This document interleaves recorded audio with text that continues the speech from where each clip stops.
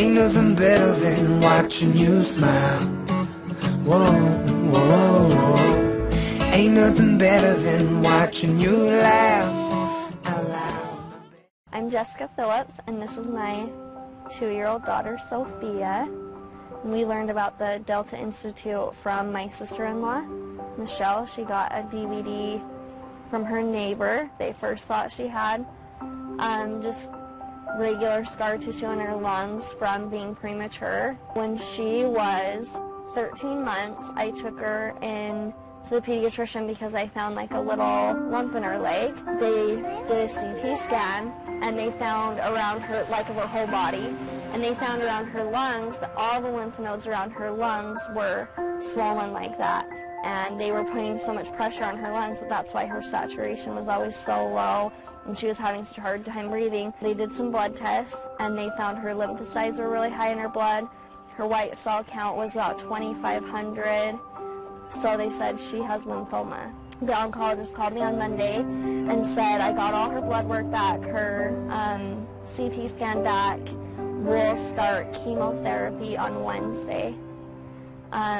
And I was really upset and talked to my family doctor, and he said, I want you to see a pulmonologist before you take her into an oncologist. So they did several tests. They all came back negative. So he's like, we're going to have to treat her like she has really severe chronic asthma. So they started her on oral steroids, inhalers twice a day, 2 different kinds, albuterol breathing treatments. They were having me get CT scans every 3 to 6 months. They would put her out with like Versed. She'd end up in the hospital. And then they found a tumory mass in her left side of her lung. And they just told me that it's just a matter of time before it is cancer, before it is like lymphoma. Eventually her lungs will not be able to keep breathing. They won't be able to work it under that much pressure because the lymph nodes never shrink. And the scar tissue was just building up and building up more. And they're like, eventually her lungs won't be able to do that anymore. She'll have to have a transplant. Her saturation was, the best it would be like 90. Sometimes it would be in the 80s. She would start acting like she was having what most people would say an asthma attack. She was having like the wheezing, her respirations were way high. She was just breathing like, so I'd give her an albuterol breathing treatment and her inhaler. Nothing would happen. Wait the 15 minutes, do it again. Nothing would happen. And then you'd wait the 15 minutes, do it again. Well, you can only at home administer 3 before you have to take them into the ER. By then her saturation would be up, but they couldn't explain why her saturation would be normal, but yet her respirations were still like she's breathing like, and she's blue. And there was just never any explanation for anything, so they'd keep her out in the hospital. When we brought her into the Delta Institute, she was on an adult man's dose of steroids. And she's been 28 days with absolutely nothing. No steroids, no breathing treatments, no inhalers.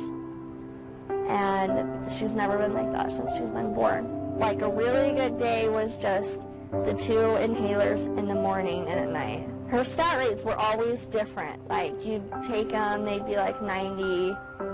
You'd take them a little while later, they're 84. Take them a little while later, they're 90. Take them, now they're always at 98, 97. She's not on oxygen, she's not on inhalers, breathing treatments. She's out running, playing, we're camping around campfires and different altitudes, doing all this stuff, and she's on nothing. So the first time we came in, I honestly expecting absolutely nothing. She went the whole entire next day not needing her inhaler at all. Then we came back on Wednesday and did it again, and she only needed her regular inhaler till the next time we came back. Then we came back, and I had kind of talked to my doctor about it, just my family doctor about it, and he was all for it. He wanted me to go ahead and try it, because he's like, you don't have anything to lose, weigh out your options, like this, or like more steroids, lung transplant, if it's even an option by the time you get there. And then she just wasn't needing anything. Now it's been 28 days with absolutely nothing. So in fact, the pharmacy called me to tell me that I I had went over the refill for her inhaler. And they were like, her refill went out, and you haven't came in and picked up her new inhaler. And I was like, it's because I haven't been using it. And the pharmacist was probably like, lovely, you're not using your daughter's inhaler anymore. But she doesn't need it.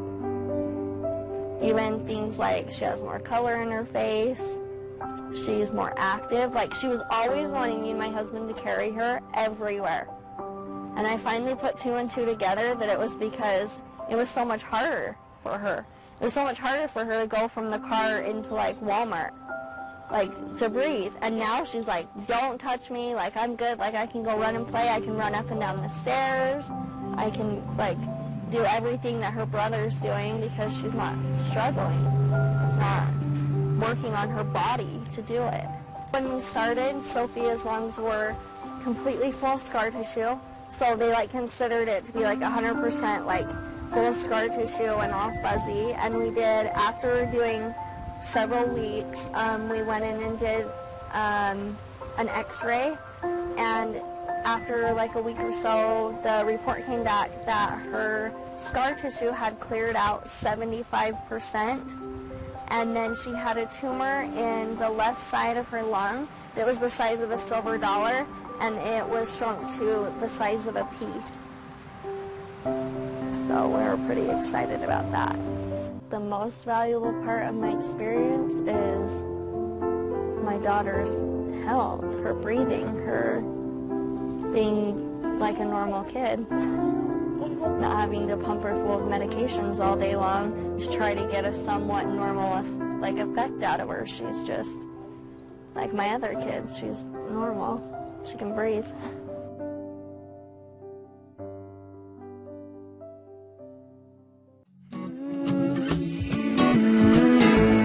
Ain't nothing better than watching you smile. Whoa, whoa, whoa.